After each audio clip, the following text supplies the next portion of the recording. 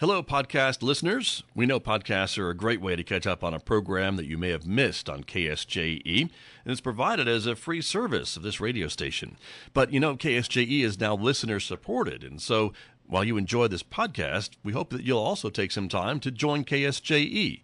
Become a member today. It's quite easy to do. Just go to our website at ksje.com/support and pick the level of support that best matches your budget. Thanks again for listening. Here's your podcast. This program is supported by San Juan Health Partners Urology, providing a wide range of personalized services for the whole family, including children. Our caring professionals are dedicated to helping meet your urology health needs with skill, experience, and service you need. For a complete listing of our services and to learn more, visit sanjuanhealthpartners.com or call 505-609-6300. San Juan Health Partners Urology, a division of San Juan Regional Medical Center. Joining me here in the studio is the Director of Four Corners Economic Development. Warren Unsicker is here in our visual radio studio. Mr. Unsicker, good morning. Welcome back to KSJE. Pleasure, and good to be in living color here. You are in living color, yes, exactly. So we welcome our viewers who are watching us this morning on Facebook and on YouTube. And you have been in the news recently, and in a good way. Yeah, a little bit. Yeah. So congratulations. Well, thank you. Yeah, I know. You are the new to be appointed or to be hired Economic Development Director for the city of Farmington. Correct. Yeah, I'm looking forward to serving the city of Farmington in a new capacity, and exciting opportunity to continue what I already do to a certain degree, but just in a little bit different light. So. Right, and that's why I wanted to bring you on and talk a little bit about the transition and the changes and what this means for the city of Farmington, because this is the first time, at least in recent memory, that the city has had a director of economic development. Correct. Yeah, and they're creating departments left and right. I know Corey Styron has just taken over the ORI initiative, and so a new department. A new department altogether. Yeah, and the city is doubling down on diversification, community development, and really making a big splash to try and do everything it can to add some vitality to the economy and some diversification to its base. And that is to be noted, I think, because again, and we were talking just before we came on the air this morning, there are this country is scattered with other communities that may not have done that in time or may not have done it at all. And their remains are there to be driven through and around and things like that because of the changing economic climate. I don't mean it's anything they did on purpose, but they didn't take advantage of these opportunities. Right. And so, no, I mean, I don't have a direct one-to-one correlation that I can point to, but it is something where, sometimes you do have to take risks to make the big changes that need to be done in order to stay relevant and present as an economic driver. So, and diversification is one of those key factors. And so, I even know in where I most recently came from, Broken Arrow, they did a significant tax increment financing district, I think to the tune of $14 million when all was said and done, in order to save one of their major employers. I think it was 800 employees. And I think just in time before the next oil crash, because they, just like here, oil and gas is a big thing there in the Tulsa area. But they have some aerospace, and this business was an aerospace business, and that oscillates separate from. And so it was a good kind of gamble to say, hey, yeah, we're going to go out on a limb and incentivize this group to stay here. And then at the same time, they also revitalized their downtown, which, for lack of a better word, was kind of on the way out due to the changes in the economy and the way that retail had shifted. Empty stores, things like that. Yeah, empty stores, and it was a pass-through at that point to get to other places. And so now they invested, similar to what Farmington's about to do, about $5 million in a streetscape renovation. And it's now resulted in $50, $60, $100 million in private investment. It's going up by the day. They just announced a new mixed-use development that'll be 3 stories with apartments, offices, and retail, and all kinds of things.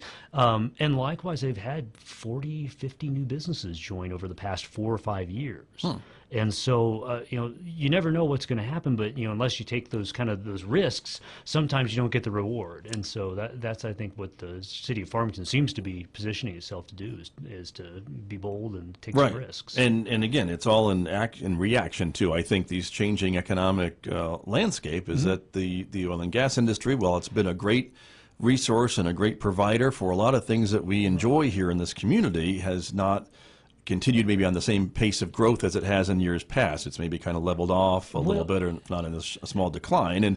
And the coal plants and the coal mines and things like that, their days may be numbered. And so I think the city's looking ahead at what's next. What do we do to remain viable, to remain an economic center of this region? Well, and even as we sit there at Forsaid looking at the changes in the energy industry, even though oil and gas are on the rise right now, they're coming back to a certain degree, especially oil. Right. Gas not as much at the moment, but the way in which it's done has changed so significantly, even in the past 5 or 10 years, that it takes far less people to do the same amount of work. It takes far less wells to pull up the same amount of gas. They can do horizontal drilling and send numerous pipelines out from one well, whereas they used to have several. Right. And so those shifts in technology have, even more so even than just the decline itself, have changed the way that energy sector looks. I see. And likewise, just us here in this area, we've seen consolidations and acquisitions that just have changed the landscape as well. So, I mean, all of those things combined have just kind of snowballed on themselves into a different landscape altogether in terms of the economy. Right. And when we look at the economy of a community, and I'm not an economist by any stretch of the means, but it is a lot of these different industries all working together to create that diversified economy that keeps things moving, even in times of economic decline or recession or what have you. And in our community, we've seen a lot of highs and lows because of that cyclical nature of the energy and extractive industries. Very much so. And so it's finding that stable base to underlie that industry sector with, to allow it to continue to do what it's going to do, but likewise to keep the community to a degree whole when that happens and how that happens. And so that's where we look at new opportunities. Forsaid has several targets that we've been focused on, and we doubled down with the city on the ORI initiative and the outdoor recreation piece. We've been looking at active retiree attraction, and we've been in talks with developers that might be interested in building retirement development type operations, and likewise looking at agriculture, kind of going back to our roots to a certain degree from an agricultural perspective. And so those kinds of things all are things that oscillate either separate from or are completely disconnected from the energy markets. And that's really what we're trying to look at, is what can kind of rise all boats when the energy market jostles. The price of oil doesn't affect my apple tree. Precisely. Hopefully. Well, but it actually, in some ways, it could benefit, because the cost of oil means lower distribution and transportation costs. Cheaper to get my apples to market. Exactly. So, I mean, there's those little things. Same with aerospace. That's another one where, fuel prices are down, they're up because they can ship things and fly cheaper at that point. And Very people true. travel more. That's true. And that, tourism, again, too. There you are. Another part of the wheel, I guess, another spoke in the wheel of the diversified economy that you have been working on. And so for a lot of folks, they may be concerned about the future of Forsaid with you leaving that spot to move over. It's not going to merge with the city. It will still be two different entities. And the city made it very clear, even when they were passing this tax, that they're not divesting from or moving away from Forsaid, but they are investing in their own management of their own economic development initiatives internally, but also still continuing that partnership with Forsaid. And so because they're one of your bigger financial backers at Forsaid, correct? They are a big part of the process and a big partner in economic development. But no, Forsaid will still continue on, and they'll be seeking an interim director for the time being.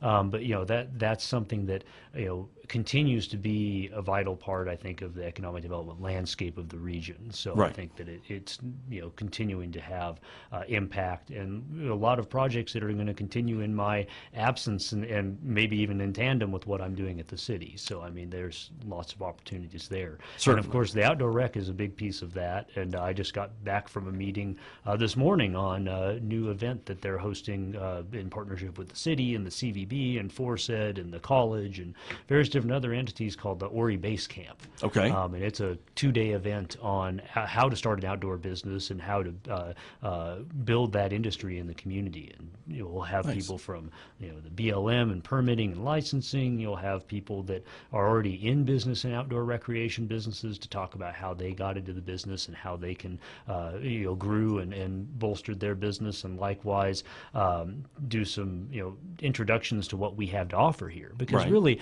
when it all comes down to it, we're trying to build a package of amenities here that are attractive to outdoor businesses, and we want to make sure we showcase that and show them off and show them that, like, look at all the trails, look at the downtown that's about to be renovated, look at the maker space that's just about to open, all these various different pieces of the puzzle that they can utilize to help start and kickstart their business in the outdoor sphere. Exciting. And this is coming up in when? February. Okay. The beginning of February. So we'll be having more details to come, but tentatively it's the 1st and 2nd of February. Good to know. And again, there are a lot of folks, I think, that are thinking about these opportunities. And sometimes when you live in a place, it's hard to kind of remind yourself of those opportunities. A lot of people that live in New York City, they don't go to the Statue of Liberty. They don't do the Staten Island Ferry and those types of things. And so when you live in an area, you sometimes forget all those qualities and all those positive things that you have literally in your backyard. Yeah, and it's funny because, I mean, when we moved here, we went out and we started doing things, going to the Vista and going to Angel Peak and all these various different things. And we tell people, and they're like, oh, yeah, I've been meaning to do that. They're like, well, how long have you lived here? Oh, 20 years. It's just like, oh, okay. It's just those little things. I'll be perfectly guilty of that in Alaska. I spent a lot of time in the middle of Anchorage, and I could have been going out into the bush and hunting and doing big fishing. Those Alaska things that we hear about. But I went to the mall like everybody else and saw movies, and it's just you get into a routine, and that's what you know. Sure.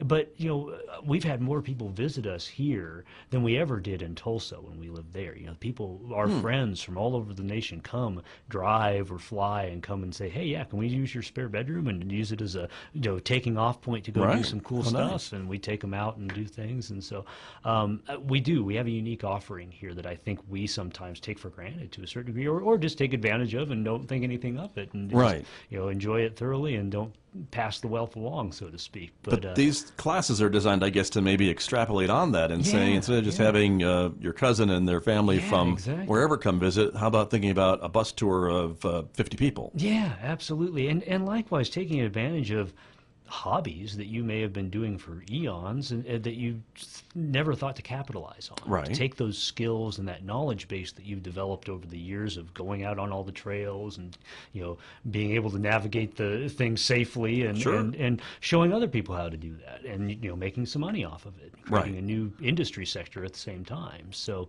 those are the types of things that I think we're trying to encourage people to take a closer look at and think broadly about, and that includes supporting things, whether it's outdoor vendors and mobile vendors and things like that, or just a shop on Main Street that sells outdoor clothing. I mean, it's so broad and so varied that what you can be doing, or even producing the products themselves, as a manufacturer.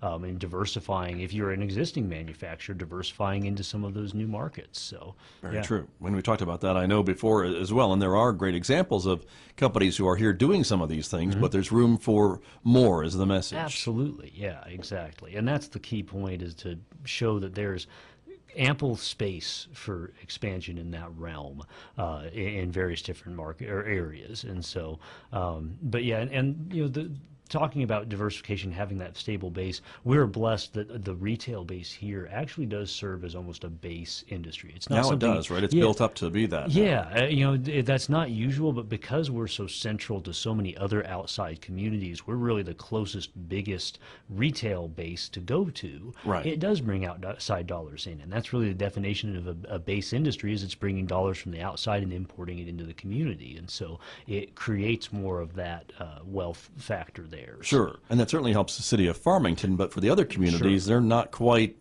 a part of that. Well, and to a degree, yes and no, and it depends, I guess, on where you're headed to. Right. So if you're heading off to Durango, you might be stopping off in Aztec Main Street and grabbing something, or even going out to go fly fishing, maybe in Bloomfield and Sure. stopping by there on your way to go out to Navajo Dam or to wherever Right. else. I think that it's all interconnected and all does play into that. True. It's just a matter of capitalizing again on those key factors. But certainly when you look at gross receipts, Farmington gets the lion's well, share. sure, And- absolutely. And that is the destination for some folks. Now, you're right. If they do stop by in Kirtland or in Bloomfield or in Aztec on their way to or from something else, all the better. Yeah, absolutely. And that's kind of what we're talking about. Yeah.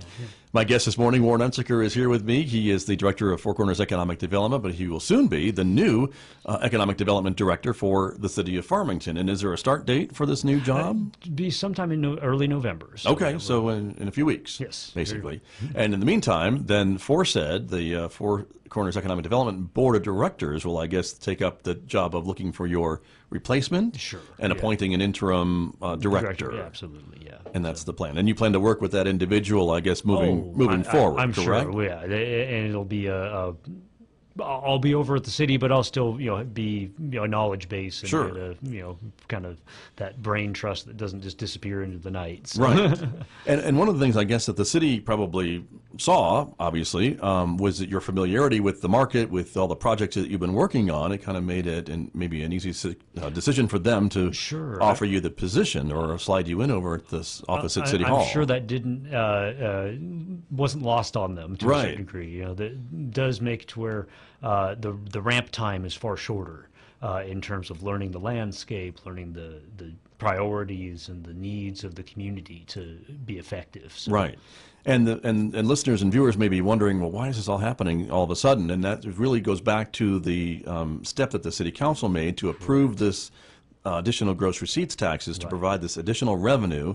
And some of that, not all of it, but some of it was earmarked for specific economic development purposes. And this is where we're talking about. Right, exactly. So the city passed the 5/8 increase Yes. back in August, and so with that, they are looking to find how do we now move from here. And the citizens and the council are both very concerned to make sure that it is utilized to its highest potential. And that is absolutely prudent and wise of them to want to do that. And so we want to make sure that those funds are allocated in a way that creates a return on investment for the community. And that's really what it comes down to. And I've had experience in the past with managing incentive funds and programs for attracting businesses that have shown success. Again, most recently in Broken Arrow, we had a tax increment financing district that we utilized to attract specific developments downtown. And there's various different things. There were clawbacks to them. There were benchmarks they had to meet to even get the funds. So it wasn't like you just gave them a blank check. They had to perform to accomplish getting those. We want you to generate X number of jobs in the first 3 years or something like that. Yeah, Is that what so you're talking about? like I'm building a $5 million building. Once you have the building constructed, you get X dollars. Right. Once you have your occupancy permit and are actually in business, you get this. Once you have hired on this many staff, you get this. It's kind of all performance based and not just like, oh yeah, here's a blank check. Right. Go forth and be prosperous. And the same thing with looking at the projects and vetting them based on how much are they investing in the community, what types and quality of jobs are they creating, and all those various different things. So all those things will have to be looked at, I'm sure, as the city progresses to determine how and where these funds are implemented to their highest impact. Sure. And I know, though, that I think the city and probably the community will want some kind of report back on what's being done and how's it going, and some of these things don't always happen overnight, as you've been telling me in our conversations from the FORSED perspective. Sure. It takes a while, right? It does. And so obviously there's always near-term wins and long-term projects, and so it'll be interesting to see how it all pans out. And of course, there's no guarantees in any of these projects. You have to, again, take some risks. But I think that we've got a community that is keen to find ways to make steps however they can to attract the types of businesses we need here, and continuing, of course, to protect the businesses we already have. That's the key too. That's important, right? Is to, again, encourage the existing businesses to stay and maybe expand and help them to succeed, and also attracting these new businesses or encouraging other local folks to think outside the box and come up with some of these new opportunities. Right. And so, it's ongoing work, and like I think I mentioned even in the press release, there's ongoing projects even at Forsaid that are kind of getting closer to that execution point. Right. Finally, it like I say, it takes time to get to there. That won't be left to the wayside in this process. So I mean, they'll be continued to either be worked on by in partnership with me and Forsaid, or with Forsaid taking the reins at that point. So. There's a lot of work that goes on behind the scenes to get these things to the execution point and to the negotiations to the point where they're ready to make a decision. So. Right. Almost seems like a parent. You don't really want to let your child walk on their own until you're sure they're not going to fall down. Yeah, to a certain degree. And likewise, too, the businesses are very, keep things close to the vest until they're ready to execute. Right. Because deals like that, too, fall apart all the time, and of no fault of communities or anything else, but market trends change, and businesses change trajectory, and things happen. So right. You have to kind of be nimble and ready to act on those things and work with them. So. My guest this morning, Warren Unsicker, is here with Four Corners Economic Development. Mr. Unsicker, we're going to take a short break. When we come back, I want to ask you about a local business that has another deal that has now been announced, I think, to great fanfare and hopeful success. And we'll talk about that in just a moment when we come back. In just a moment here on KSJE. This program is supported by MyLabs, patient-ordered testing. San Juan Regional Medical Center is expanding its services to offer low-cost blood screenings year-round, now offering walk-in convenience to get the blood tests you want when you want them. MyLabs, patient-ordered testing, is available at the hospital's laboratory and the Outpatient Diagnostic Center on 30th Street in Farmington.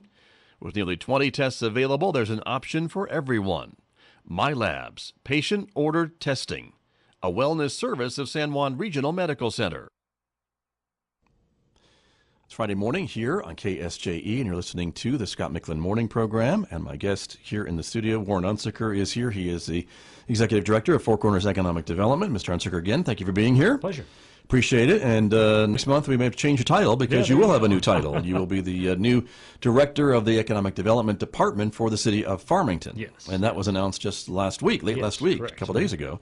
And congratulations to you. And Appreciate this is a new direction for the city of Farmington. They have decided to fund this new department, obviously hiring you and tasking you, I suppose, with then creating more economic development opportunities for the city of Farmington within the city limits. Yes, absolutely. And so that's your new focus, or will be in a couple of weeks when you move over across town to your offices at the city. There you go. Absolutely. And in the meantime, though, you're still working for Four Corners Economic Development, and there is a great story that I wanted to share with our listeners and viewers this morning of a local business that I know folks have probably heard a lot about, and they have done great things even during the recession. I think this company was, if they weren't shrinking, they were not. They were growing, and they continue to grow and look for these new business opportunities. And it's one of those poster children for a successful way to navigate this new and changing economy, and that would be Pesco. I'm beating around the bush, but I finally want to let folks know. No, it was a good lead about. into what they're. Yeah, no, they have been a great mainstay here in the community. They have been expanding for quite a while now, and they've recently announced that they're going to be partnering with a new company called Biotech out of Albuquerque that is producing some new technology, and they just happen to have the skills and expertise to be able to produce that product and that in their facilities there here in Farmington. So it's a very exciting opportunity for them, as we mentioned, diversification of manufacturers here. This is a product that they've not previously produced. This is wholly new to. It's a new business line, isn't it? I mean, it's not their usual pressure vessels, which is what they've been doing. Yeah, exactly. So they've been predominantly in the oil and gas industry and the pressure vessel industry, and so this is a wholly new opportunity for them. And so this is very exciting, has great potential. You know, if all goes well and this thing takes off, maybe they'd be the ones that long-term produce it. We'll just have to wait and see. But that's a huge opportunity for them, and you know, they, I think, have their feelers out for like, what can we be doing in conjunction as well, with. right? Yeah, or in exactly. addition to what we're already doing. Yeah, Exactly. So I mean, and that's what I've always hoped for and sought for, is that, you know, we have so many skilled manufacturing facilities here in this area that are very focused on natural gas and oil and the energy industry, but there's so many other industries that utilize similar technology to those, you know, products and services that they're already producing. right. And so you know, that could be, you know, in the food industry. It can be in the, for lack of a better term, I think I've heard that cruise ships use a lot of large vessels and pumps and things like that, and generators and everything else in between. You know, there's just these various things you wouldn't even think of that have similar components and pieces and vacuums and generators and components to them that you could be producing as a part of your shop. And part of that's, of course, getting things like ISO certification or various different qualifications for your products. But I mean, things that can come and pay off in dividends in the long term. Sure.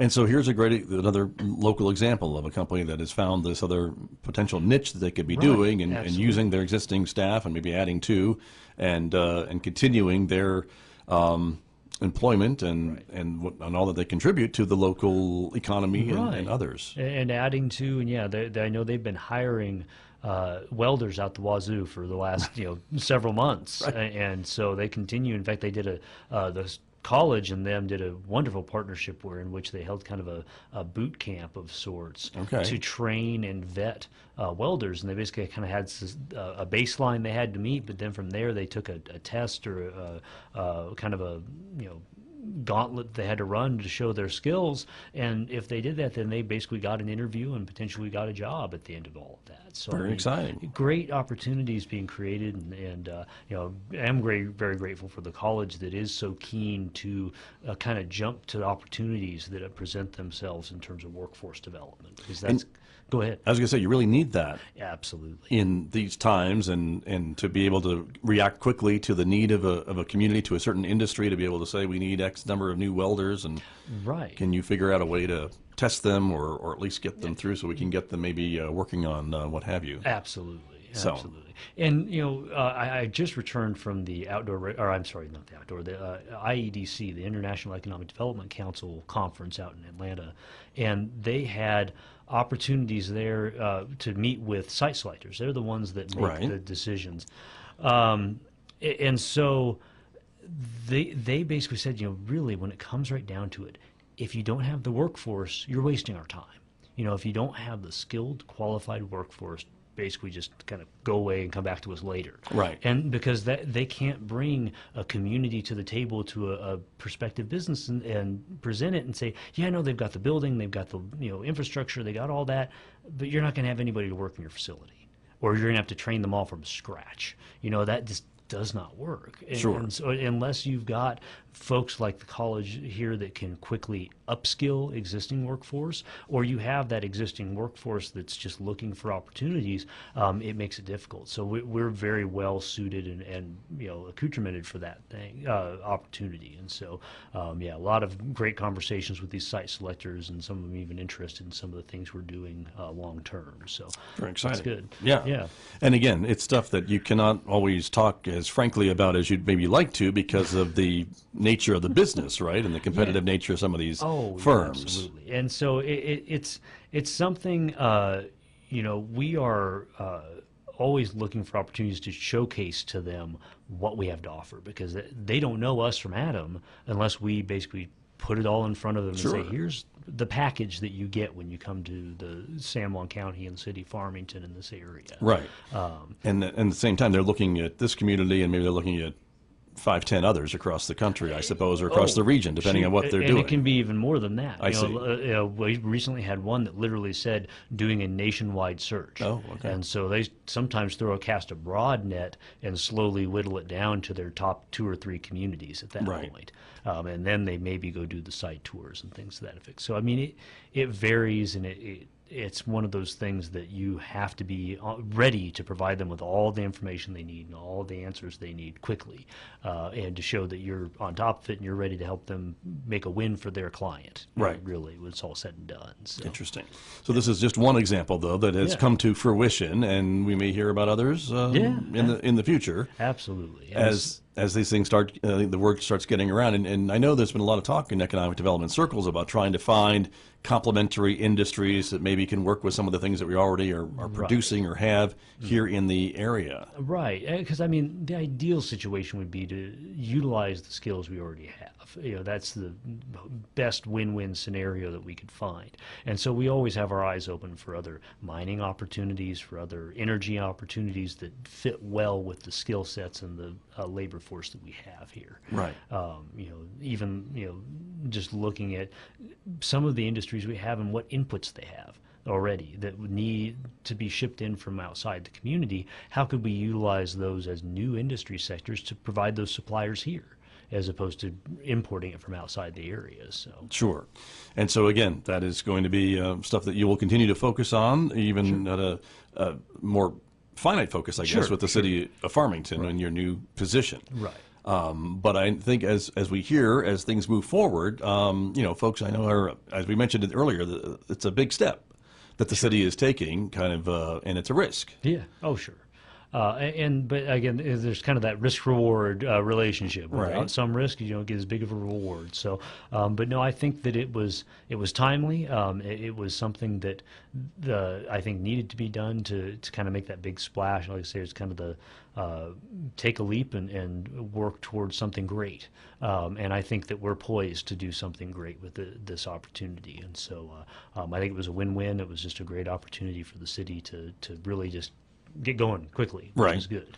And the city, of course, as I mentioned before, as the biggest community in the region, it really does have a leadership position, whether it likes to have it or not. And I think many times it does take the lead in providing some of these things and providing some of the leadership and training and things like that for the smaller communities that also benefit from Farmington's success. Yeah, absolutely. And so I think it's a good way for them to have both leadership and some significant impact with whatever they do, is to have these funds capable of being utilized and leveraged to be as impactful as possible. And so and it's going to come down to researching and evaluating projects as they come to the table and finding out what's again going to have the highest return on investment. And what I know that in Broken Arrow we did a big project that was a conference center hotel, and we had to be very creative with how we structured that deal. Thankfully the city had already passed a bond that was able to be utilized for some of it, but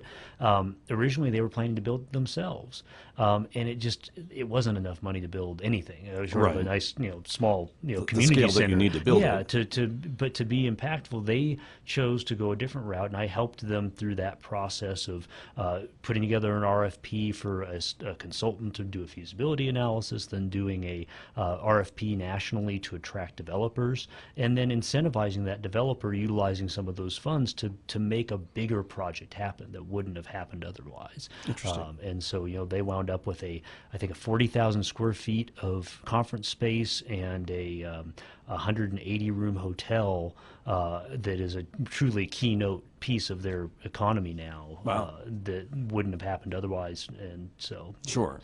And so when you look at, for someone like me, who's not an economic development guy or just a city resident and someone who's concerned and excited about the future of the area, but also concerned because of the uncertainty that we see, we have a lot of projects that are either in the works or about to get started, from the Civic Center expansion to the Main Street redevelopment in downtown Farmington, and some of those things that seem to be kind of all working around the same time. And it's not that the city can maybe create new businesses and new jobs, but they can create the environment maybe that makes it advantageous for someone to start a new business or start something. Is that how it's supposed to work? And it's even more so than that, it's creating a vision.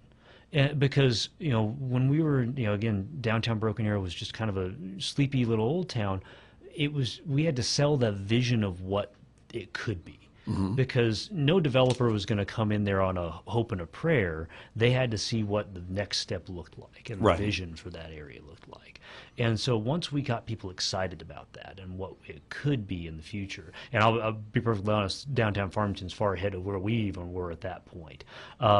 It started to kind of catch on. People started to say, oh yeah, no, I want to be a part of that new excitement. And we're already seeing that. People are kind of jockeying to see what's available downtown, and you've already seen 2 or 3 new businesses open up just on the rumor and whisper of what's coming down the pike. Right. And it helps having the HQ down there to go and look at the vision and see what's coming down the line, and you can say, yeah, no, I can buy into that, and I could be a part of that myself, and my business would be a great fit here.